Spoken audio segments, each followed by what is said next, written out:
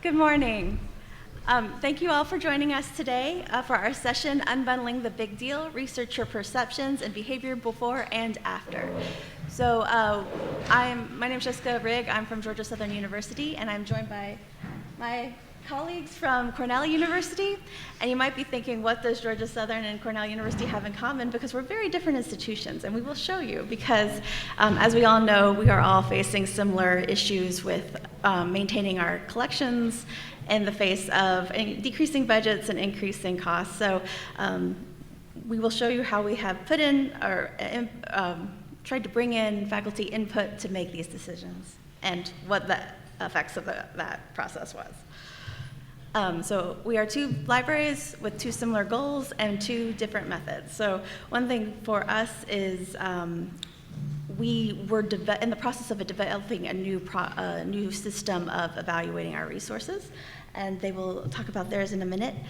So we all have big deal packages, and sometimes they don't work as well for our budgets as we would have liked, and we're not getting the value that we necessarily would like to have for the hundreds of thousands of dollars that we're spending.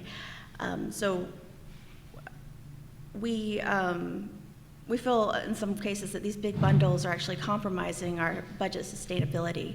If you have a flat budget but your costs are increasing, it's hard to maintain that. I'm sorry, I keep touching this, it keeps making a noise. But at the same time, by getting rid of big deals, like, you're sacrificing your convenience for researchers. So, because people become dependent on a certain package and then it's not there anymore. Okay. So, like I said, my part is unbundling the big deal, research perceptions and behavior before. My colleague Jeff Mortimer, unfortunately, he's our discovery services librarian, will not be able to join us today. I'm the acquisitions librarian at Georgia Southern. And this is a project that we were given in 2021 to cut $300,000 from our resources budget. And so a little bit about Georgia Southern University, in case you are not familiar with us. We are a R2 institution, public R2 institution in Southeast Georgia. We have about 27,000 students. We have 140 degree programs, and we have 3 campuses. We merged with Armstrong State University, and formerly Armstrong Atlantic, in 2018, and they had 2 campuses, so we grew considerably, and so we now have 3 campuses and 2 libraries, and that has been it's been an adjustment, but it's been really nice to have new colleagues and a whole new wave of challenges and opportunities. So again, we have 2 libraries. I'm not sure what the number, I probably should have updated that slide, the 65 full-time and part-time personnel, because we have had frozen budget lines, unfortunately.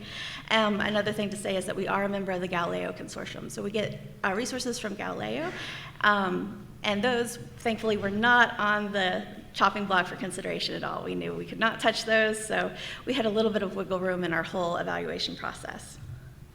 So I'm calling this phase 1 right now, but so preparing information for faculty review.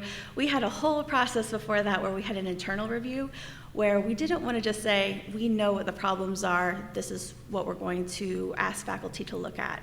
We ended up being right if we had made that assumption, but we wanted to go through the whole process, and we looked at anything that we decided wasn't paid for by another group, such as another department, or we get through Galileo, or another consortium.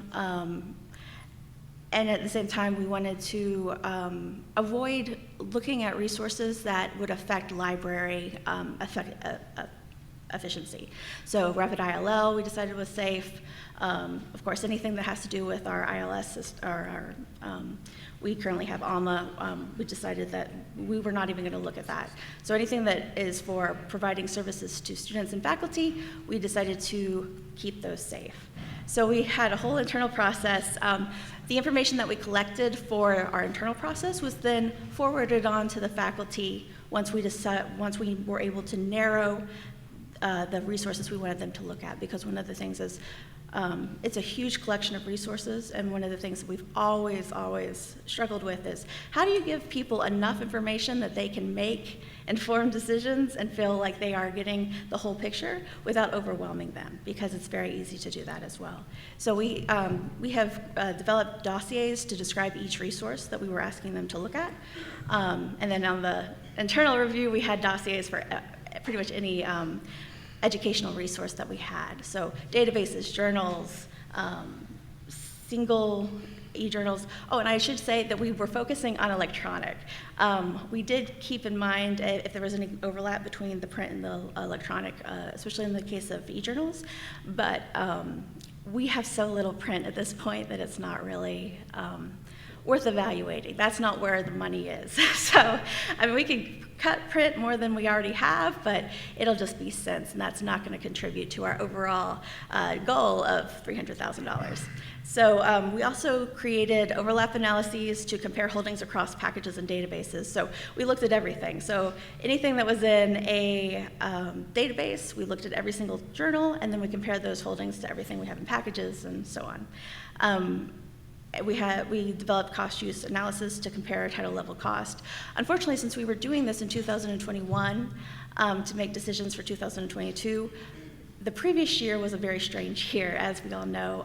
2020 was not a good year to really make decisions because it was so strange. So we decided to take the average of our 2019 data and our 2020 data to kind of, we felt that would be more fair, but at the same time, recent for these decisions.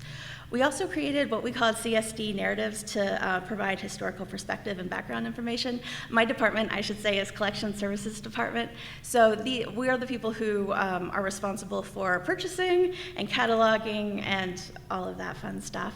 And so we have liaison rubrics because when we sent the information that we had acquired to the liaisons, they then went through with a rubric for every single resource, and they compared it to the 5 pillars of the university. So equity and inclusion, supporting student success, these kind of big concepts that are the mission of the library is to support and how well that does that.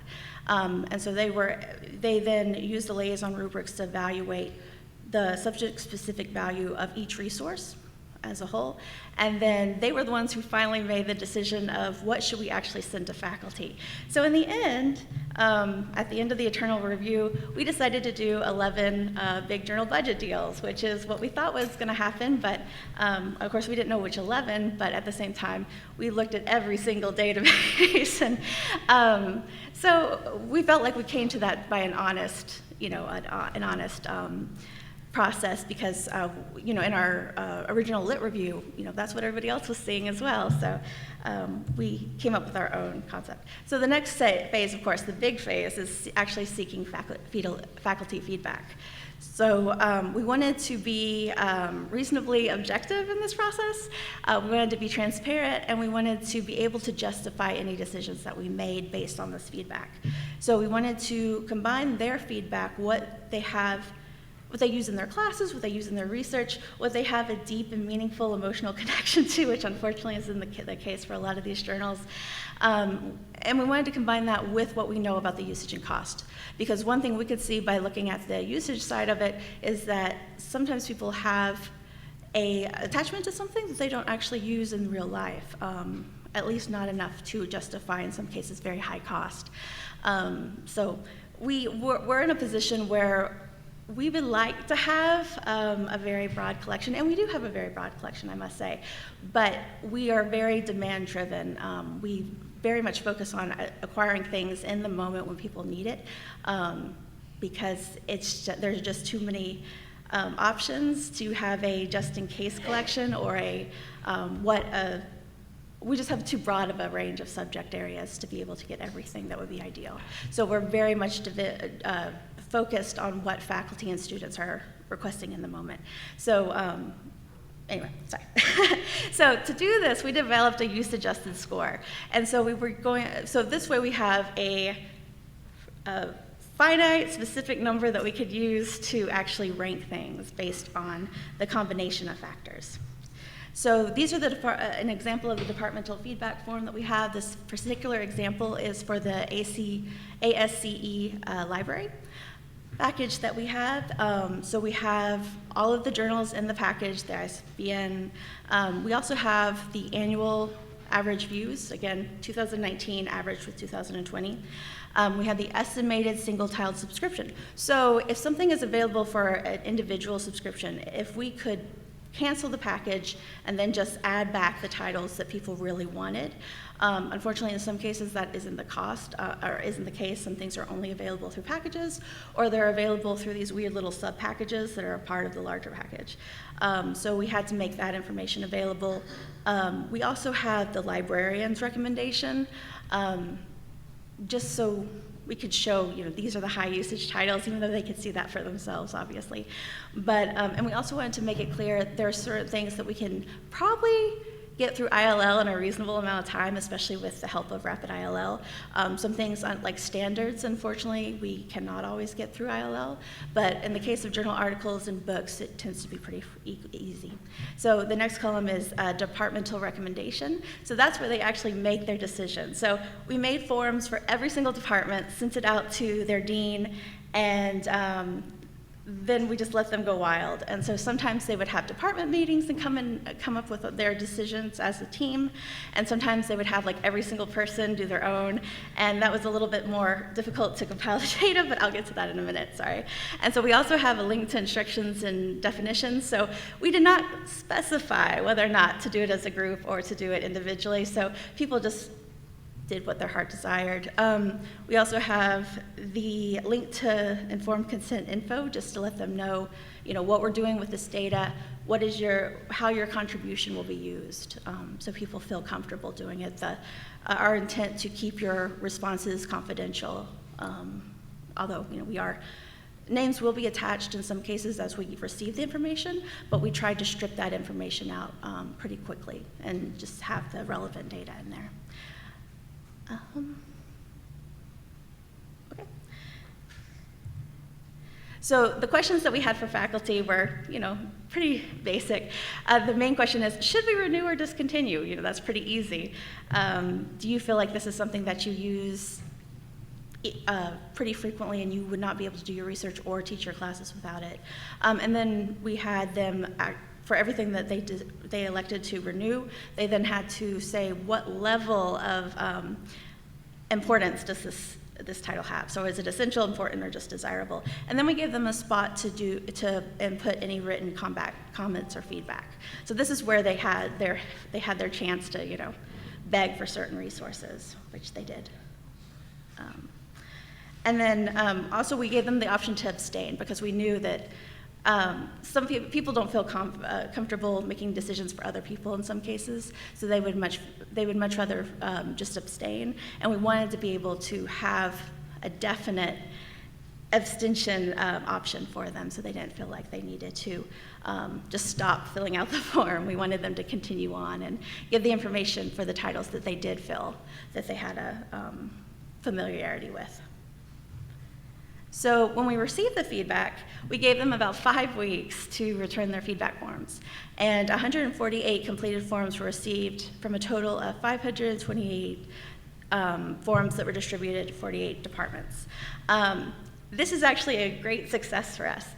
It was almost 20% response rate, which doesn't sound like a lot, but with as busy as our faculty are, we were very, very thankful for their contribution, and we appreciated them getting back to us. And really, this was the best feedback that we had in a while, so it was nice to have that. So we were very transparent with our communication. Liaisons were made available to help faculty at every single point if they had any questions about titles. And then again, generally departments just skip the forms entirely for publishers that didn't interest or impact them. People who were in the humanities didn't necessarily look at the IEEE package and so on. So summarizing the feedback, once we received all the feedback, all of it was aggregated into a single title selection worksheet for each package. So we took all the information and we put it in one form, regardless of the department, regardless of who actually submitted the input. and we focused on whether or not they voted to renew, and then whether or not they voted for essential, and so on. We included line item departmental feedback on the second tab for reference. So if people made multiple comments, if different people made comments for the same resource, we wanted to include every single instance. So that's where we put that information. We also included the current pricing and usage info because we wanted to calculate the cost in real time. We came up with an estimate of how much we wanted to save for each package to meet our ultimate goal. And then as we went through the list and we looked at the feedback and what people actually wanted, we kept that tally. We had a little, I don't know what you call it, a counter that kept things in real time, a little spreadsheet that would input that data as it was going and tally everything up so that we could see how much more room, how many more titles could we keep in this package, how many more titles could we keep in this package.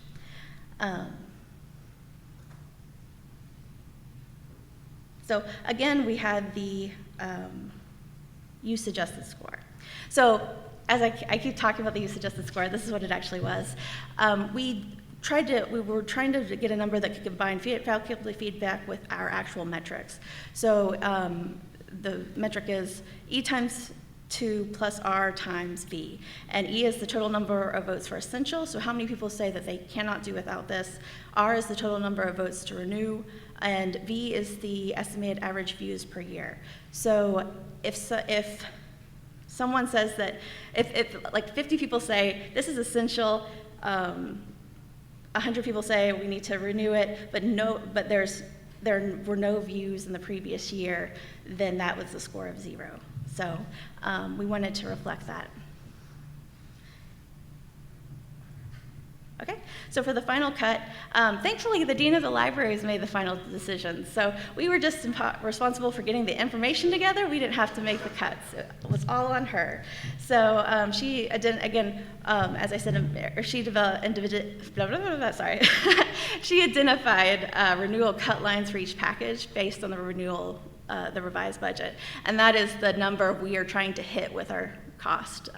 So it doesn't make a lot of sense to cancel a package and then add back more individual subscriptions that cost more than the cost of that package. And I'll talk a little bit more about that in just a minute. So, and she was also very cognizant of the, or she decided to prioritize a lot of the feedback and comments. So if somebody made a very impassioned plea, even if it wasn't necessarily as high as another more highly ranked, sometimes she would kind of move that up a little. So she has a soft heart, so she made that decision.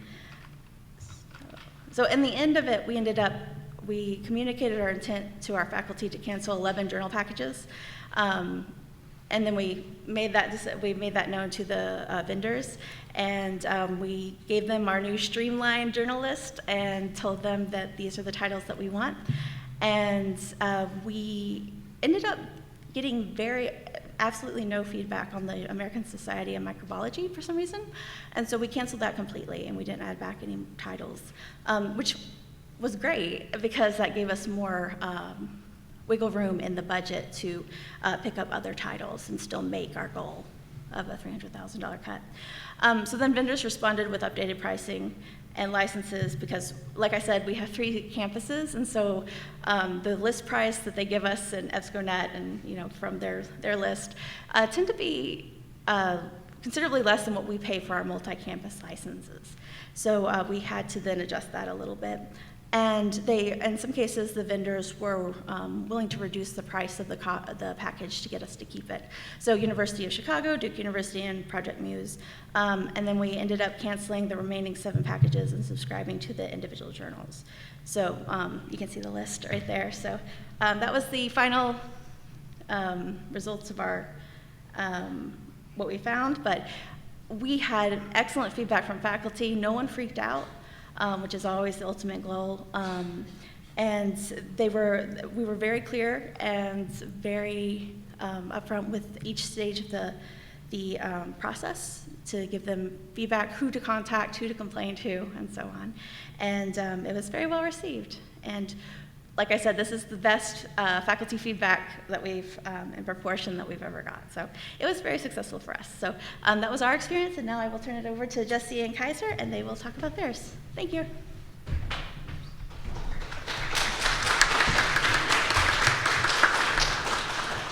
Thanks a lot, Jessica.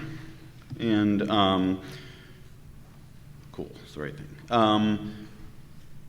Just to introduce us, I'm Jesse Kennecke, Director of Acquisitions and E-Resource Licensing Services at Cornell University Library. And after me will be Kaiser Walker, Director of Collections. Collection Development? Collections. Yes, all that. And we're talking about the after. So we did a big deal cut and didn't particularly get much feedback. We didn't really have time for a broad feedback process outside of the library itself, and so we're now doing a research project to learn the impact of some significant journal cuts. Little background, as Jessica said, we're pretty different institutions. Cornell is a large R1 institution. We're a land-grant institution, though we're a combo of private and public. Gives us some interesting background we sort of carry along with us as we look at resources. About 25,000 students, 4 campuses, but also offices and programs throughout the world, and in New York State, a large cooperative extension program. So we got a lot of constituencies we're trying to serve. We also have a huge number of fields of study. Ezra Cornell, our founder, said he would found an institution where any person could study any subject. Some people told him at the time, like, well, Ezra, you can't do that. It's going to be huge. Everybody's going to want to go there. And he told them, not where I'm going to put it. So we're about a 4-hour drive from everything. So the library itself, we have 14 plus libraries. What's the plus? It's hard to know exactly what to count as a library these days. So we've got a few virtual libraries where there's no books anymore, but the subject liaison librarians on site in those areas working with their constituencies. Are those libraries? Yes, I think. Libraries within libraries, fun stuff like that. So about 380 staff, I think, the last time I asked someone who could tell me. And 8+ million volumes of essentially bib records, 2.5 million e-holdings, and we work primarily with the Neural Consortium for most of our our big deals and a lot of our other e-resource management work.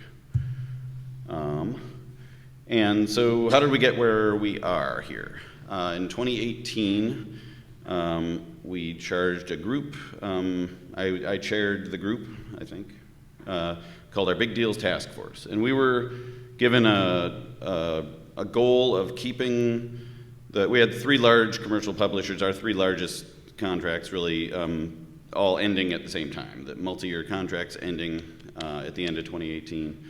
And we were told, hey, why don't you try to keep the spend with these 3 at or below these 2018 levels, sort of across the board, or together.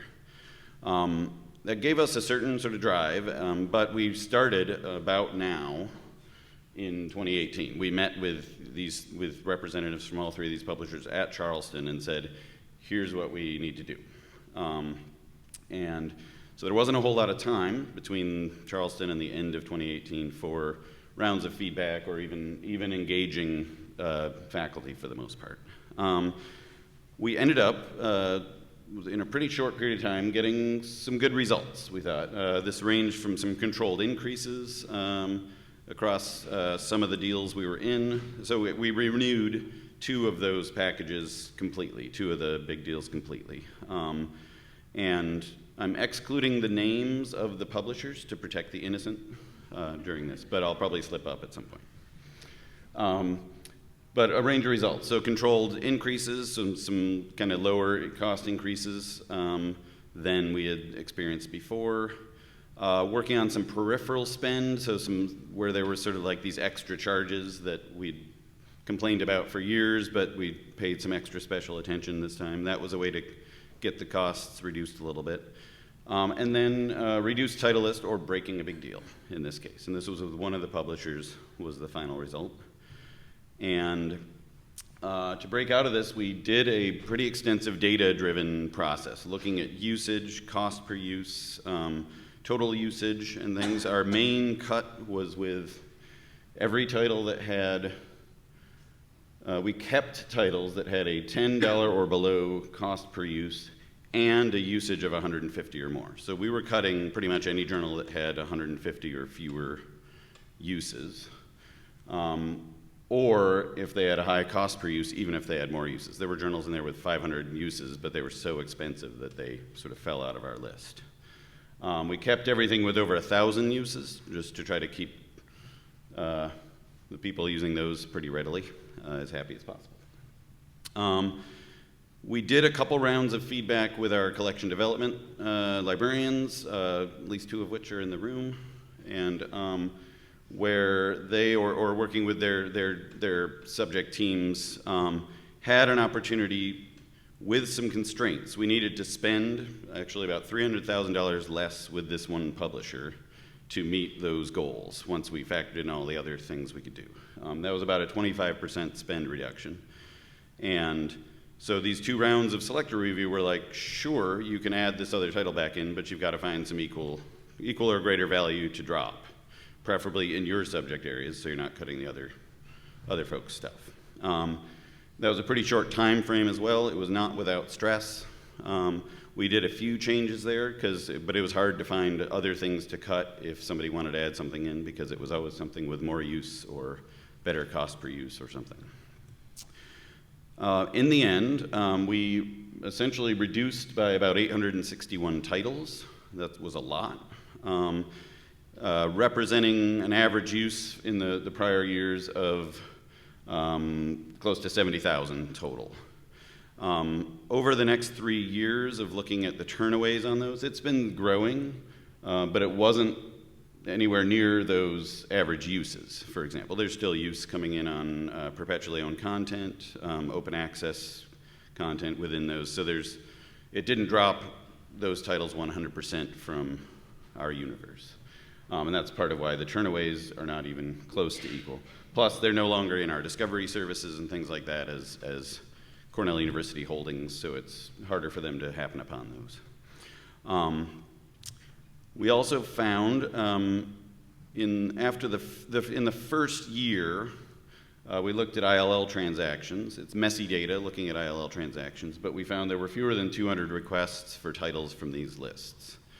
That's very different than 7,000 turnaways as well, so we already knew not every turnaway would turn into an ILL, and we certainly didn't budget for 7,000 new ILLs. But the 200 seemed low as well, we thought. And we now sort of, rather than asking permission, we moved into the asking forgiveness phase of this. And this year we began a study to try to answer a few research questions.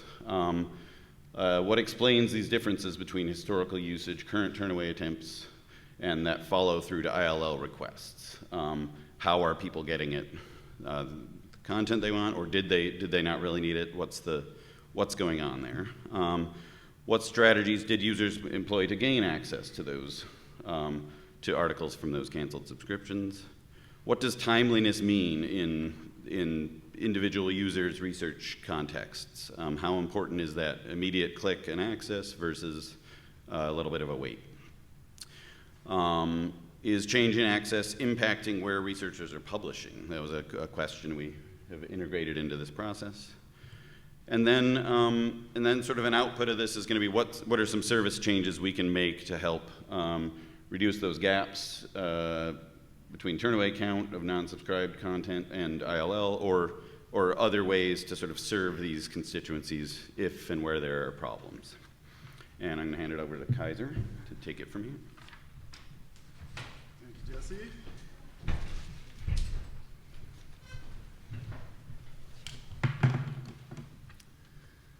So we knew that answering those questions was going to take a lot of conversation with researchers, and it was going to take something more than just our typical engagement between liaisons and their departments. We wanted to have really systematic, structured interviews with the researchers that were affected by these changes. And we realized pretty quickly that we would need to go through our institutional review board for human subject research to make this work legitimately. We developed a protocol that was approved by the IRB, and we had 10 library colleagues working through this interview material, and each of them was required to get IRB training and certification. We wanted to talk with Cornell researchers who had a significant relationship with the journals that we had dropped from the Big Deal package. And we thought, how do we measure that kind of significant relationship? We decided to talk with people, or to invite people to talk with us, who had either published in one of the now non-subscribed journals in the recent couple of years, or who had cited one of those journals in a publication in some other journal, or who had been one of the requesters of ILL content from one of these journals. So these three different groups, we might call them, sort of super users of material from this particular publisher that we had canceled. And we used Scopus and Web of Science to figure that out, right? We excluded undergraduate authors, but anybody else affiliated with Cornell's Ithaca campus, so that doesn't include the med school in New York, for example. Anybody affiliated with the Ithaca campus who met one of those criteria was potentially invited to talk with us. We sent out 309 email invitations, and we got 24 people to agree to talk with us. I guess probably about the same rate that you had, it seems like. This is how it broke down. So 12 of the citers, those who had cited one of the canceled journals in a publication, 7 who had requested one of those journals through ILL, and 5 who had authored a paper in one of those journals in the past couple of years. Again, so 309 to 24, this is how it broke down in terms of campus status, university status, or career stage. You can see that we included people who had perhaps recently left the university but had published or cited while they were still affiliated with Cornell. So there were a couple of emeritus faculty, a couple of former grad students, at least one postdoc who had recently left the university that we spoke with.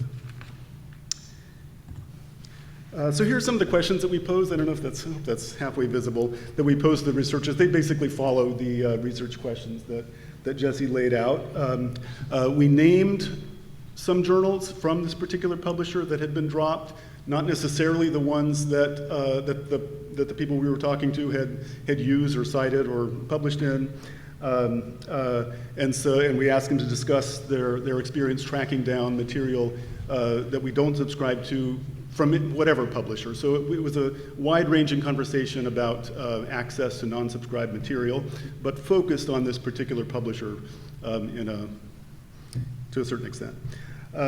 We had 2 members of the study team meet with each of the interviewees. We had one person asking most of the questions, one person taking notes. It was all on Zoom. We gave each person about an hour, but it usually took about half an hour to 45 minutes. It was all recorded in Zoom. We had also a transcript, the automated transcript from Zoom, so there were 3 documents that came out of each interview.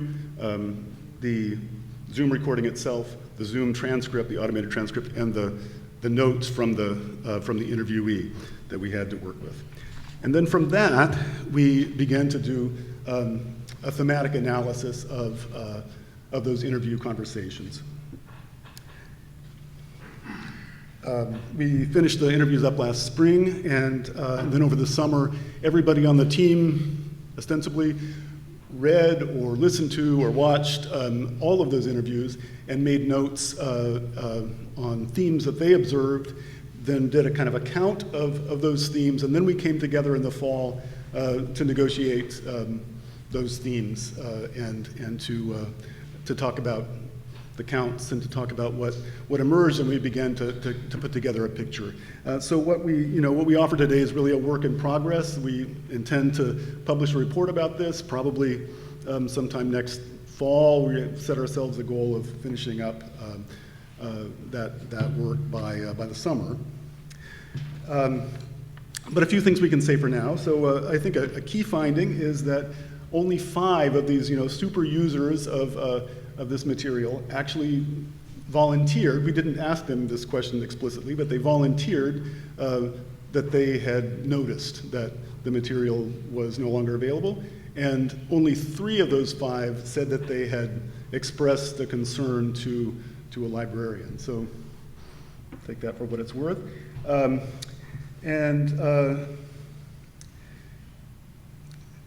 Yeah, I should say again, a lot of the answers that they gave us don't necessarily have to do with this particular journal package. They talked in general about their experience with non-subscribed content.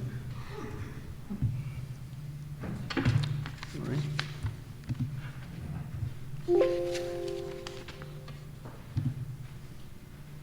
There we go. And this is how they described what they were doing to get to a material that we don't make available for them. First of all, only 3 of them said that they drop if they can't get to it, that they didn't bother to continue looking. But about half mentioned that they use ILL, use the services that we provide to get to the material, and about a quarter volunteered. Again, we didn't ask this explicitly. They volunteered that they don't mind waiting a little bit. But more than anything else, they said that they just go online and they look for a copy, and like probably any of us would do, I suppose. Google Scholar was a starting place for discovery, regardless of whether we had, as we probably all know, regardless of whether we are offering the material via subscription. But it was also where they went to look, for many of them, to look for something that we didn't have access to. ResearchGate and academia.edu were other big ones, and then you can see a fair amount of them might ask the author directly or ask a colleague at another institution that they thought might have a subscription there.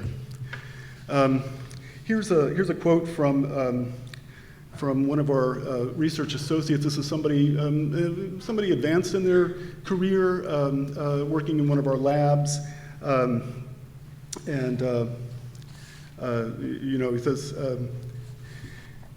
he says, sometimes I can live without it. So this is one of the people who said, maybe I just drop it. I hate to do this, I hate to do it, but sometimes I'll contact a colleague at another library, another institution, and ask them to get a copy. Or I might contact the author for a copy. That's how we did it in the old days. Interesting. And then you remember we had the question about the impact on decisions about where to publish.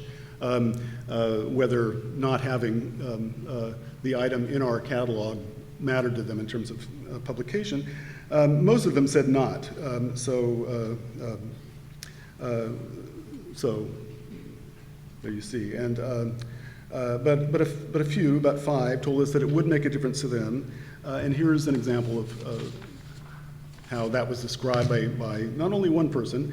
The fact that there's a barrier here at Cornell suggests there's a general barrier to dissemination of that particular journal. It reflects negatively on the journal in terms of whether the work is going to get disseminated broadly or not. So that's an emeritus faculty member, but lest you think that it's just a generational thing, that sort of attitude about this question. Here's somebody who's 1 year out from a postdoc at Cornell who said almost the same thing. You want to publish in a journal that's widely accessible. Cornell's a big place. It doesn't have access to these papers. So you think maybe, okay, it's better to go with another journal that people at Cornell can read. Okay? We're still working through these interview scripts, and we're still refining the thematic analysis, and we're continuing to look at the Turnaway and the interlibrary loan data. The material is really rich, and it tells us a lot more about all of this than we can talk about today. And as I said, the goal is to have a publication ready, to have a paper ready for publication next summer. And we hope that sharing that will be, useful for all of you, for the broader community. We have a large project team, as I said, a bunch of people who did the interviews, but also people who worked on preparing the methodology, and we really want to thank them. So here's here's a list of everybody who was directly involved. And also thank you to all of you, and I hope we have a couple minutes left for questions.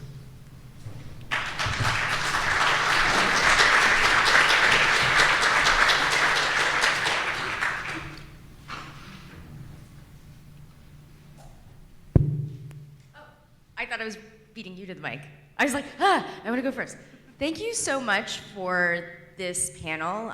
My name is Danielle Cooper, and I am the Director of Library, Scholarly Communications, and Museums Research at Ithaca S&R. And I want to especially applaud you for the organization of your panel because it resonates with the way we organized our study on big deal cancellations a couple of years ago, where half of the cohort of libraries were investigating a cancellation that had not yet happened, and the effect on researchers, and the other half were post-cancellation. So I think that's a really elegant way to do that. So I've been reflecting on all of the myriad of assessment techniques you use to make these decisions. And I was wondering if anybody on the panel would like to reflect a bit further about the amount of labor it takes to do these kinds of assessments. You know, on the one side, Cornell didn't have the opportunity to do it before. On the other hand, I'm really struck by, sorry, I missed the name of the institution, Georgia Southern, about like the detailedness of the form and what went into it. And I'm aware that there's tools like Unsub that can help make those kinds of decisions a bit easier. So just anybody's reflections on which methods seem to be yielding the most fruit, and if you could do it again, if you would change anything. Thanks. Thank you for your question. We were very aware of Unsub and products like that, but mostly Unsub. But like I said, we evaluated everything, so we were going from the ground up, and I should have had a slide thanking all of the staff and faculty that worked on this, because it was a very large group. We had everybody across campuses working on this. People who usually work with the institutional repository were helping us do overlap analysis and stuff. So we had a pretty brief period to get all this information together, and it really was a very big group effort. So it's one of those things that, like, we know we're going to have to do it in the future, and probably sooner than later, but we're really, just because of the sheer amount of work in the front end, we're trying to put that off. So we were hoping that we could do it every 3 years and maybe plan for that, and maybe if we have a planned schedule, then we could take a little bit more time, do it over the course of maybe a year or 6 months instead of 3 months. And then maybe that would be more comfortable for our staff, because some of them had, it was a pretty steep learning curve for some of them, and they all excelled, and we very much appreciate them. So I don't know if I answered your question. I'm sorry. That's great. Okay. That's exactly, like, especially the concept of a learning curve. I'm sure there's a lot of people here automatically wondering, like, okay, so good and well to do it once. What does it mean to then cover it up? So that's fantastic. Yeah, and we're sort of looking at trying to operationalize some of that process. I mean, our study really revolves around those, the anecdotal side of this, always like being concerned that this is an important journal. Well, nobody's using it. Like, how important is it? Or we're a repository for that journal, we learned somewhere along the way in this process. But still, nobody uses it. Like, maybe we shouldn't be in that role. But the numbers have always been really difficult to get all together, like because the proliferation of different ISSNs for things and stuff like that, it's super hard to match these up. For the numbers part, Unsub's actually great. We're learning more and more with it. It wasn't really, it may not have even been available at all when we were doing these cuts, but we have since been looking at it, not necessarily to make our decisions, but to really help start to build the view. Unsub does a good job at sort of almost like an authority file of ISSNs in a way where you can, all the different data you put in there, it finds ways to match it up so that the title gets its turnaway information and its usage information and its the citation counts and author counts and things like that from different sources and actually lines it up for that particular title, which I find saves hours and hours and hours of work from staff trying to put that stuff together. Right now we're in the stage of like using that for like trying to get some aha questions maybe that we then can start to delve into more of that, the anecdotal side of it, and spend more of our time on that, the like truly what's going to be the impact for our people versus just the data. We good? I think we're over, but I think at least, I don't know, I can hang around a little bit. Yep. Others can. I think there's a break now, so let's thank everyone for coming, and if anybody wants to stay and chat,